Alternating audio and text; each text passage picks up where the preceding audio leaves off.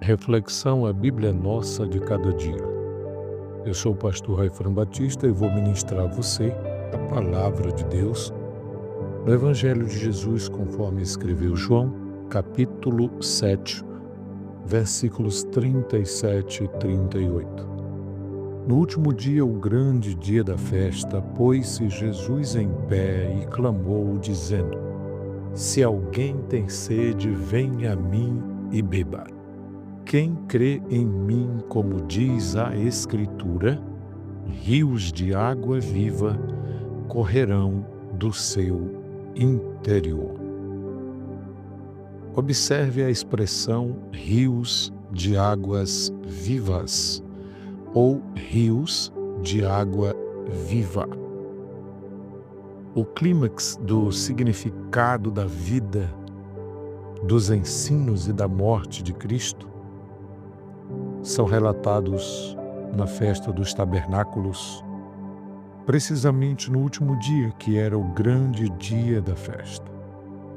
O fato de Jesus ter vindo a esta festa, onde o povo estava agitado, erigindo tendas em memória da presença protetora e orientadora de Deus no deserto, recorda-nos que o Verbo se fez carne.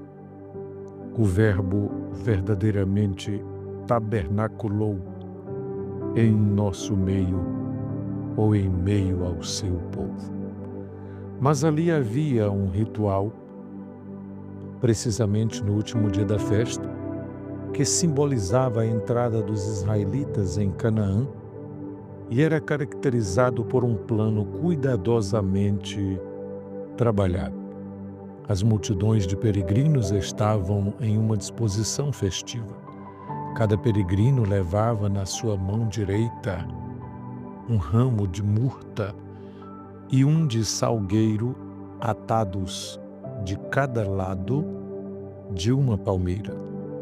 Na sua mão esquerda estava o eterogue, que eram ramos de árvores sagradas, e era também a chamada árvore do paraíso, conhecida assim, uma espécie de limoeiro, conforme Levíticos 23:40. Os peregrinos dividiam-se praticamente em 3 grupos.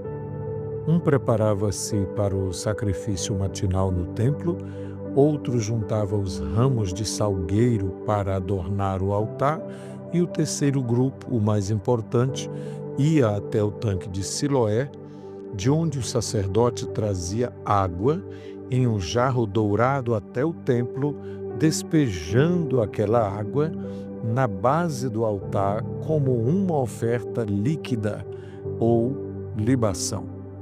Enquanto a água era derramada, o grande Halel, que são os Salmos 113 até o 118, era entoado em 2 vozes. Naquele exato momento, depois do rito simbólico de derramar a água, com a resposta em 2 vozes, é precisamente nesse momento que Jesus se põe em pé e clama objetivamente, dizendo a todos: se alguém tem sede, que venha a mim e beba. Quem crê em mim, como diz a Escritura, rios de água viva correrão do seu interior. Este acontecimento ressaltava diversas ideias de grande importância. Em primeiro lugar, temos o tanque de Siloé, que significa enviado, lembrando-nos que, na nova ordem, Jesus é o enviado do Pai e pelo Pai, e ele cumpre tudo o que foi representado pelo tanque e pela cerimônia de derramamento de água.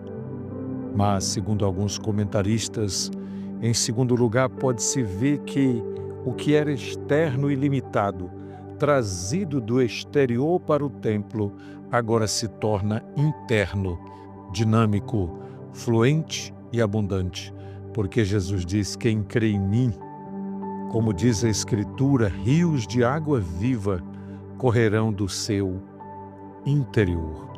É muito interessante observar que A fonte agora é interior. Não é como aquela água que era trazida do tanque de Siloé. O que Jesus está propondo é diferente. Jesus está dizendo: do seu interior fluirão rios de águas vivas. Correrão rios de águas vivas do seu interior. Mas o versículo seguinte explica que Jesus falava isso acerca do Espírito Santo. Então a vida cheia do Espírito é caracterizada pela abundância, tanto com relação à sua fonte, Jesus, a rocha que foi golpeada e da qual flui a corrente da vida, como também em relação ao seu fluxo, que deve alcançar todos os homens em todas as nações.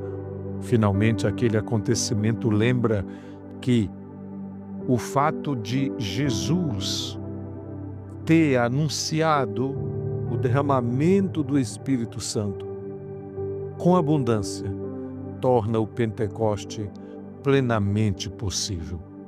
Todo o simbolismo daquela festa, começando com a colheita concluída, da qual era uma festa de ação de graças, apontando para o futuro. A cerimônia do derramamento de água era considerada de vital importância, a ponto de dar à festa o nome de Casa do Derramamento de Água, e simbolizava o derramamento do Espírito Santo. Esta é a intenção óbvia do escritor do Evangelho, que dá logo a interpretação.